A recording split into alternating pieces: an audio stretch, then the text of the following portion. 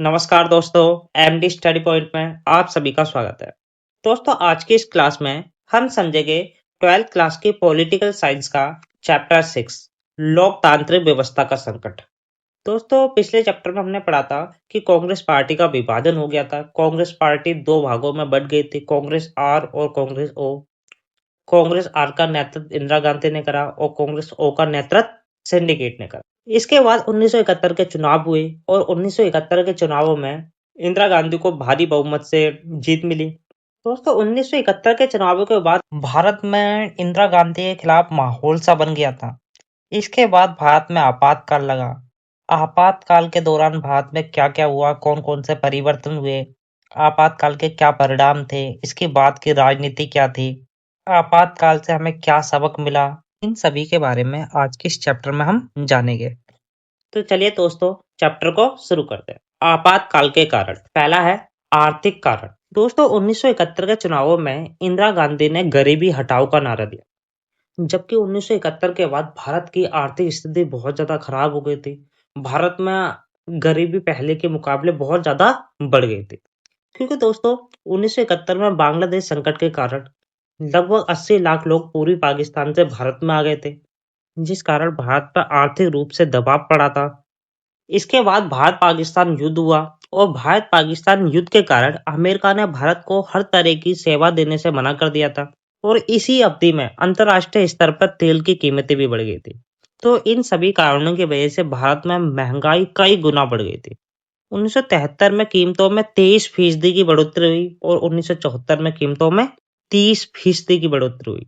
और दोस्तों, इस अवधि में विकास की दर बहुत ज्यादा कम हो गई थी और बेरोजगारी बड़ी मात्रा में बढ़ गई थी। तो इससे छुटकारा पाने के लिए सरकार ने सरकारी कर्मचारियों की सैलरी रोक ली, जिससे सरकारी कर्मचारी भी इंदिरा गांधी के खिलाफ हो गए। जो विपक्षी पार्टियां थी, उन्होंने इंदिरा गांधी का खिलाफ माहौल बनाया और बड़े पैमाने पर आंदोलन में हिस्सा लिया। और इसके बाद बड़े पैमाने पर गुजरात और बिहार में आंदोलन हुए। गुजरात आंदोलन 1974 के जनवरी माह में गुजरात के छात्रों ने खाद्यान्न और खाद्य तेल तथा अन्य आवश्यक वस्तुओं की बढ़ती हुई कीमतों तथा उच्च पदों पर बढ़ते हुए भ्रष्टाचार के खिलाफ बड़े पैमाने पर आंदोलन किया। और इस आंदोलन में बड़ी बड़ी राजनीतिक पार्टियां भी शामिल हो गई, जिस कारण ये आंदोलन बहुत ज्यादा विशाल हो गया। और इस आंदोलन के कारण गुजरात में राष्ट्रपति शासन लगा दिया गया। और जो विपक्षी पार्टियां थी, जो गैर कांग्रेस पार्टियां थी, वे सभी विधानसभा के नए स्तर से चुनाव करने के लिए आंदोलन करने लगे। मोरारजी देसाई ने कहा कि अगर गुजरात विधानसभा के चुनाव दोबारा से नहीं कराए गए तो मैं अनिश्चितकालीन भूख हड़ताल पर बैठ जाऊंगा। तो इसके बाद गुजरात विधानसभा के चुनाव कराए और इन चुनावों में कांग्रेस पार्टी हार गई और गैर कांग्रेस पार्टी की सरकार बनी। बिहार आंदोलन। बिहार के छात्रों ने भी 1974 में बड़े पैमाने पर इंदिरा गांधी की सरकार के खिलाफ आंदोलन किए। ये आंदोलन भी बढ़ती हुई कीमतों और बेरोजगारी को लेकर किया गया था। इस आंदोलन का नेतृत्व करने के लिए बिहार के छात्रों ने जयप्रकाश नारायण को चुना। जयप्रकाश नारायण उस समय राजनीति से दूर हो चुके थे। उन्होंने कहा कि मैं आंदोलन का नेतृत्व 2 शर्तों पर करूंगा। पहला, ये आंदोलन अहिंसक रहेगा, इसमें कोई भी हिंसा प्रदर्शन नहीं किए जाएंगे। दूसरा, ये आंदोलन बिहार तक सीमित ना रहकर पूरे देश में फैलेगा, तभी मैं इस आंदोलन का समर्थन करूं। इन दोनों ही बातों को छात्रों ने स्वीकार करा और इसके बाद जयप्रकाश नारायण ने आंदोलन का नेतृत्व करते हुए संपूर्ण क्रांति का नारा दिया और बिहार की सरकार को बर्खास्त करने की मांग करी। अगला है रेल हड़ताल। 1974 में जॉर्ज फर्नांडिस के नेतृत्व में रेल कर्मचारियों ने एक राष्ट्रीय व्यापी रेल हड़ताल की। ये हड़ताल बोनस और सेवा से जुड़ी हुई शर्तों को लेकर की गई थी। सरकार ने इस हड़ताल को अवैधानिक बताया और इस हड़ताल की मांगों को स्वीकार करने से मना कर दिया, जिस कारण रेल कर्मचारी में और ज्यादा गुस्सा भड़का और ये हड़ताल लगभग 20 दिनों तक चली और 20 दिनों के बाद ये हड़ताल अपने आप बिना किसी समझौते के वापस ले ली गई। दोस्तों, इस हड़ताल के कारण पूरे भारत की रेलवे सेवाएं बंद कर दी गई थी, जिस कारण से भारत का उद्योग एकदम ठप पड़ गया था, क्योंकि भारत में ज्यादातर सामान रेलवे के माध्यम से एक स्थान से दूसरे स्थान पे लेके जाया जाता है। इससे भी भारत की अर्थव्यवस्था को बहुत ज्यादा नुकसान हुआ और लोगों में सरकार के खिलाफ बहुत ज्यादा गुस्सा भड़क गया। अगला है न्यायपालिका से संघर्ष। दोस्तों इस अवधि में न्यायपालिका और संसद के बीच में 3 मुद्दों पर विवाद छिड़ा। पहला था, क्या संसद मौलिक अधिकारों में कटौती कर सकती है?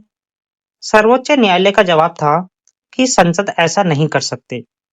दोस्तों दूसरा यह है कि क्या संसद संविधान में संशोधन करके संपत्ति के अधिकार में काटछाट कर सकती है? इस मसले पर भी सर्वोच्च न्यायालय का यही कहना था कि सरकार संविधान में इस तरह का संशोधन नहीं कर सकती। तीसरा, संसद ने ये कहते हुए संविधान में संशोधन किया कि वह नीति निर्देशक सिद्धांतों को प्रभावकारी बनाने के लिए मौलिक अधिकारों में कमी कर सकती है। लेकिन सर्वोच्च न्यायालय ने इस प्रावधान को भी निरस्त कर दिया, जिससे न्यायपालिका और संसद के बीच विवाद बढ़ा। और इस मामले के परिणाम स्वरूप सर्वोच्च न्यायालय ने केशवानंद भारती केस के दौरान फैसला सुनाया कि संविधान का एक बुनियादी ढांचा है और संसद इन ढांचागत विशेषताओं में संशोधन नहीं कर सकते। दोस्तों इस फैसले के तुरंत बाद इस मुख्य न्यायाधीश का पद खाली हुआ। सर्वोच्च न्यायालय के सबसे वरिष्ठ न्यायाधीशों को भारत का मुख्य न्यायाधीश बनाने की परिपाटी चली आ रही थी।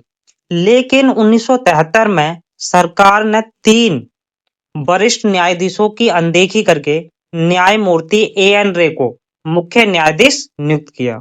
यह निर्णय राजनीतिक रूप से विवादास्पद बन गया, क्योंकि सरकार ने जिन 3 न्यायाधीशों की वरिष्ठता की अनदेखी इस मामले में की थी, उन्होंने सरकार के इस कदम के विरुद्ध में फैसला सुनाया। इसको लेकर भी संसद और न्यायपालिका के बीच तनाव बहुत ज्यादा बढ़ गया। और दोस्तों इसके अलावा 12 जून 1975 के दिन इलाहाबाद उच्च न्यायालय के न्यायाधीश जगमोहन लाल सिन्हा ने एक फैसला सुनाया। इस फैसले में उन्होंने लोकसभा के लिए इंदिरा गांधी के निर्वाचन को अवैधानिक करार दिया। न्यायमूर्ति ने यह फैसला समाजवादी नेता राजनारायण द्वारा दायर एक चुनाव याचिका के मामले में सुनाया था। राजनारायण इंदिरा गांधी के खिलाफ 1971 में बतौर उम्मीदवार चुनाव में खड़े हुए थे। याचिका में इंदिरा गांधी के निर्वाचन को चुनौती देते हुए तर्क दिया गया कि उन्होंने चुनाव प्रचार में सरकारी कर्मचारियों की सेवाओं का इस्तेमाल किया था। उच्च न्यायालय के इस फैसले का मतलब था कि कानूनन अब इंदिरा गांधी संसद नहीं है। अगर अगले 6 महीने तक इंदिरा गांधी संसद नहीं बनी, चुनाव जीतकर संसद नहीं बनी, तो इंदिरा गांधी प्रधानमंत्री नहीं रह सकती। फिर इसके बाद 24 जून 1975 को सर्वोच्च न्यायालय ने फैसला सुनाया और इस फैसले को हटा दिया और कहा कि इस फैसले के अपील पर पूरी तरीके से सुनवाई नहीं होती, तब तक इंदिरा गांधी संसद बनी रहेगी, लेकिन वे लोकसभा की कार्रवाई में भाग नहीं ले सकती। दोस्तों इन सभी कारणों की वजह से 25 जून 1975 को भारत सरकार ने देश में आंतरिक गड़बड़ी का हवाला देते हुए अनुच्छेद 352 का प्रयोग करते हुए अंदरूनी गड़बड़ी के आधार पर भारत में आपातकाल लगा दिया। उस समय भारत के राष्ट्रपति फखरुद्दीन अली अहमद थे। इंदिरा गांधी की सलाह पर फखरुद्दीन अली अहमद ने पूरे भारत में आपातकाल की घोषणा कर दी थी। दोस्तों अब हम समझते हैं कि आपातकाल के बाद भारत में क्या हुआ, आपातकाल के क्या क्या परिणाम हुए। विभिन्न समुदाय संगठनों पर रोक। दोस्तों आपातकाल के दौरान सरकार ने सामाजिक और सांप्रदायिक गड़बड़ी की आशंका के आधार पर देश में जितने भी संगठन थे सभी पर रोक लगा दी गई थी। भारत का सबसे बड़ा संगठन RSS तथा जमात-ए-इस्लामी पर भी प्रतिबंध लगा दिए गए थे। अगला है निवारक नजरबंदी का प्रयोग। आपातकाल के दौरान सरकार ने निवारक नजरबंदी का बड़े पैमाने पर प्रयोग किया। इसके अंतर्गत लोगों को इस आशंका के आधार पर गिरफ्तार किया गया कि वे कोई अपराध कर सकते हैं। जिस भी व्यक्ति पर शक होता था कि वह अपराध कर सकता है, उसे उठा के जेल में डाल दिया जाता था। अगला है मौलिक अधिकारों में कमी। दोस्तों आपातकाल के दौरान बड़े पैमाने पर मौलिक अधिकारों में कमी की गई थी। गिरफ्तार किए गए लोगों को यह भी जानने का अधिकार नहीं था कि उन्हें क्यों गिरफ्तार किया जा रहा और बड़े पैमाने पर आपातकाल के दौरान गिरफ्तारियां की गई थी। अगला है प्रेस सेंसरशिप। दोस्तों आपातकाल के दौरान सरकार ने अपनी शक्तियों का प्रयोग करते हुए प्रेस की आजादी पर रोक लगा दी। जो मीडिया वाले होते हैं, अखबार वाले होते हैं, इनकी आजादी पर रोक लगा दी सरकार ने। सरकार ने इनसे कहा कि अगर तुम्हें कोई भी खबर छापनी है तो उससे पहले सरकार से अनुमति लो। सरकार से अनुमति लेने के बाद ही तुम उस खबर को अखबार में या मीडिया में दिखा सकते हो। अगला है 42वां संविधान संशोधन। आपातकाल के दौरान सरकार ने 1976 में 42वां संविधान संशोधन किया, जिसे मिनी संविधान भी कहा जाता है। इसके अनुसार विधायिका का कार्यकाल 5 साल से बढ़ाकर 6 साल कर दिया गया था। और इसके अलावा ये संशोधन भी किया गया कि प्रधानमंत्री, राष्ट्रपति और उपराष्ट्रपति पद के निर्वाचन को अदालत में चुनौती नहीं दी जा सकती। ये भी संशोधन 1976 में 42वां संविधान संशोधन के तहत कर दिया गया था। तो दोस्तों, ये सभी आपातकाल के परिणाम थे। ये सभी घटनाएं आपातकाल के दौरान की गई थी। दोस्तों, अब हम देखते हैं आपातकाल का विरोध कैसे किया गया। इंडियन एक्सप्रेस तथा स्टेट्समैन जैसे अखबारों ने प्रेस पर लगी सेंसरशिप का विरोध करते हुए जिन खबरों को छापने से मना किया जाता था, उनकी जगह खाली छोड़ दी जाती थी। इंडियन एक्सप्रेस और स्टेट्समैन जैसे जो अखबार थे, इन्होंने क्या करा, सरकार जिन खबरों को छापने से मना कर देती, उन खबरों के लिए ये अखबार खाली जगह छोड़ देते थे, ताकि जनता को पता चल सके कि यहाँ पर कोई खबर थी, लेकिन सरकार ने उस खबर को छापने नहीं दिया है। इस प्रकार से इन अखबारों ने आपातकाल का विरोध किया। इसके अलावा सेमिनार और मैनेस्ट्री जैसी पत्रिकाओं ने सेंसरशिप के आगे घुटने टेकने की जगह बंद होना स्वीकार करा। इन पत्रिकाओं ने क्या करा, सरकार की बात नहीं मानी। इन्होंने कहा कि भाई जो खबर होगी हम वही खबर मीडिया में दिखाएंगे। सरकार ने इन्हें ऐसे करने से रोका तो उन्होंने खुद को बंद कर लिया आपातकाल का विरोध करते हुए। इसके अलावा आपातकाल का विरोध करते हुए विभिन्न लेखकों ने, कई सारे कवियों ने अपनी पदवियां भी लौटा दी। तो दोस्तों, इस प्रकार से आपातकाल का बड़े पैमाने पर विरोध किया गया था। दोस्तों, अब हम समझते हैं कि आपातकाल के बाद की राजनीति क्या थी। आपातकाल के बाद भारत में चुनाव कैसे हुए, सरकार कैसे चली, इसे देखते हैं। आपातकाल 1977 में समाप्त हुआ। 1977 के जनवरी महीने में चुनाव कराए गए। इन चुनावों में गैर कांग्रेसी पार्टी एकजुट हो गई और उन्होंने जनता पार्टी का निर्माण किया। दोस्तों, क्या हुआ, 1977 में आपातकाल समाप्त हुआ और 1977 के जनवरी महीने में चुनाव कराए गए। इन चुनावों में जो विपक्षी दल था, वे सारे एकजुट हो गए और उन्होंने जनता पार्टी का निर्माण किया। उन्होंने एक गठबंधन बनाया जिसे जनता पार्टी कहा गया।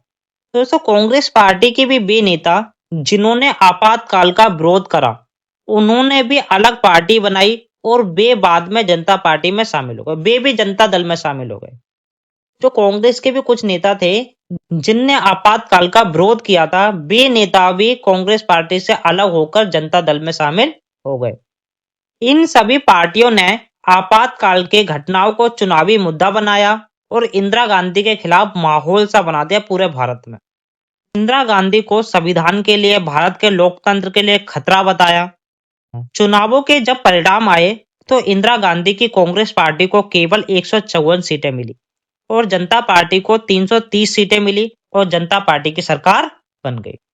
तो से इन चुनावों में कांग्रेस पार्टी की उत्तर भारत में बहुत बुरी तरह से हार हुई थी, क्योंकि जो आपातकाल का सबसे ज्यादा जो प्रभाव हुआ था वो उत्तर भारत के नागरिकों को हुआ। तो दोस्तों, आपातकाल से जो सबसे ज्यादा प्रभावित हुए थे वो उत्तर भारत के नागरिक हुए थे, जिस कारण उत्तर भारत के नागरिक ने आपातकाल का विरोध करते हुए इंदिरा गांधी की पार्टी को 1977 के चुनावों में हरा दिया। दोस्तों, चुनाव जीतने के बाद मोरारजी देसाई प्रधानमंत्री बन गए और 2 उप प्रधानमंत्री बनाए गए थे, चौधरी चरण सिंह और जगजीवन राव। इस प्रकार से आपातकाल के बाद कांग्रेस पार्टी हार गई थी और जनता पार्टी की सरकार बन गई थी। मोरारजी देसाई प्रधानमंत्री बने थे और जगजीवन राव और चौधरी चरण सिंह उप प्रधानमंत्री बने थे। शाह जांच आयोग क्या है, इसके बारे में समझते हैं। आपातकाल के दौरान जितनी भी घटनाएं हुई थी, उन सभी की जांच करने के लिए शाह जांच आयोग बनाया गया था। इसका गठन मई 1977 में किया गया। इसके अध्यक्ष जेसी शाह थे, जो पूर्व न्यायाधीश थे। तो अब हम समझते हैं कि 1980 में मध्यवर्ती चुनाव क्यों कराए गए थे। मोरारजी देसाई की सरकार 1977 में बनी। ये सरकार केवल 12 महीने तक चली, क्योंकि चौधरी चरण सिंह ने जनता दल से अपना बहुमत वापस ले लिया। 1989 में चौधरी चरण सिंह ने इंदिरा गांधी के साथ मिलकर सरकार बनाई, जिसमें चौधरी चरण सिंह प्रधानमंत्री बने। ये सरकार केवल 4 महीने तक चली। जिस कारण 1980 में मध्यवर्ती चुनाव कराए गए। आपातकाल के सबक। दोस्तों, आपातकाल से भारतीय लोकतंत्र की ताकत और कमजोरियां उजागर हो गई थी। हालांकि बहुत से पर्यवेक्षक मानते हैं कि आपातकाल के दौरान भारत लोकतांत्रिक नहीं रह गया था, लेकिन ये भी ध्यान देने की बात है कि थोड़े ही दिनों के अंदर कामकाज फिर से लोकतांत्रिक ढर्रे पर लौट आया था। इस तरह आपातकाल का एक सबक तो यही है कि भारत से लोकतंत्र को विदा कर पाना बहुत ज्यादा कठिन है। आपातकाल से दूसरा सबक हमने ये लिया कि आपातकाल के बाद हमने आपातकालीन जो प्रावधान है भारत के संविधान में, उनमें कुछ संशोधन किए कि आपातकाल अब आंतरिक अशांति के आधार पर नहीं लगाया जाएगा। आपातकाल सशक्त विद्रोह और बाहरी आक्रमण के आधार पर ही लगाया जा सकता है। आपातकाल की घोषणा करने के लिए राष्ट्रपति को मंत्रिमंडल के द्वारा लिखित रूप में प्रस्ताव दिया जाएगा, तभी भारत में आपातकाल लगेगा। तीसरा सबक आपातकाल से हमें ये मिला कि भारत के नागरिक अपने अधिकारों के लिए जागरूक हो गए थे, क्योंकि आपातकाल के दौरान नागरिकों के अधिकारों में कमी हुई थी। न्यायपालिका नागरिकों के अधिकारों की रक्षा नहीं कर पाई थी, जिस कारण न्यायपालिका नागरिकों के अधिकारों की रक्षा करने के लिए बहुत ज्यादा सशक्त हुई है और नागरिकों के अधिकारों की रक्षा करने के लिए आपातकाल के बाद कई सारी संस्थाएं भी बनाई गई है। तो ये सारे सबक हमें आपातकाल से मिले हैं। दोस्तों, अब इस चैप्टर के कुछ कार्टून देखते हैं। पहला कार्टून आपके सामने है।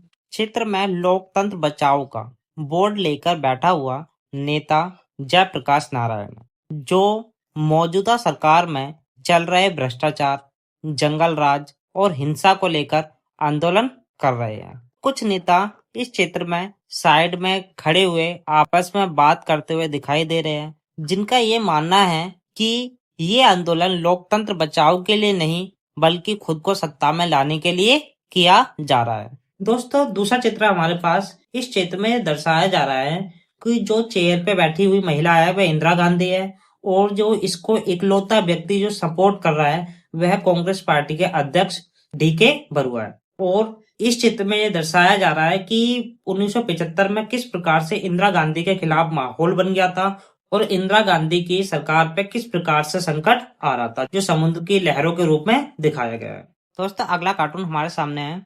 इस कार्टून में एक बड़े से आदमी को जमीन पे पड़ा हुआ दिखाया गया है, जो कांग्रेस पार्टी है। इसके हाथ में जो हथियार है उन्हें इसके हारने का कारण बताया गया है, जिसमें एक हाथ में आपातकाल और दूसरे हाथ में प्रेस सेंसरशिप, मीसा कानून और 42वां संविधान संशोधन। ये सभी काम आपातकाल के दौरान इंदिरा गांधी ने किए थे, जिस कारण इंदिरा गांधी हारी थी।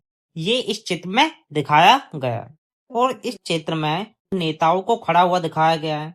इसमें अटल बिहारी वाजपेयी, जगजीवन राव, चौधरी चरण सिंह और मोरारजी देसाई को जनता के साथ खड़ा हुआ दिखाया गया है, जो ये दर्शा रहा है कि 1977 के चुनावों में जनता कांग्रेस के साथ ना खड़ी होकर इन नेताओं के साथ जनता दल के साथ खड़ी थी। जनता दल को जनता ने अपना समर्थन दिया था। दोस्तों, अगला चित्र हमारे सामने है, जिसमें 1977 के बाद विपक्षी दलों की सरकार को दिखाया गया है, जो अपनी सरकार सफलतापूर्वक नहीं चला पा रहे हैं। इस कार्टून में छाते को पकड़े कई सारे नेताओं को दिखाया गया है, जो आपस में लड़ाई वगैरह कर रहे हैं छाते को खोलने के लिए, जबकि बारिश में सभी व्यक्ति उस छाते के नीचे आ सकते हैं, लेकिन फिर भी छाते को खोलने के लिए आपस में लड़ाई कर रहे हैं। ये इस चीज को दर्शा रहा है कि ये सारे मिलकर आपस में सरकार चला सकते थे, लेकिन खुद प्रधानमंत्री बनने के लिए लड़ाई कर रहे हैं, जिस कारण से सरकार टूट जाती है और दोबारा से चुनाव होते हैं। ये उस चीज को दर्शाया जा रहा है। आपके सामने अगला कार्टून है, जिसमें इंदिरा गांधी को झाड़ू पकड़े हुए दिखाया गया है और सभी विपक्षी नेताओं को डस्टबिन में दिखाया गया है, जो इस चीज को दिखा रहा है कि 1980 के चुनावों में इंदिरा गांधी ने सभी नेताओं को सफाया कर दिया था। किसी भी विपक्षी नेता को या किसी भी विपक्षी दल को कांग्रेस पार्टी के आसपास भी बहुमत नहीं मिला था। कांग्रेस पार्टी को भारी बहुमत से जीत मिली थी 1980 के चुनाव में। ये चित्र उस चीज को दिखा रहा है। तो दोस्तों, ये सभी इस चैप्टर के कार्टून थे।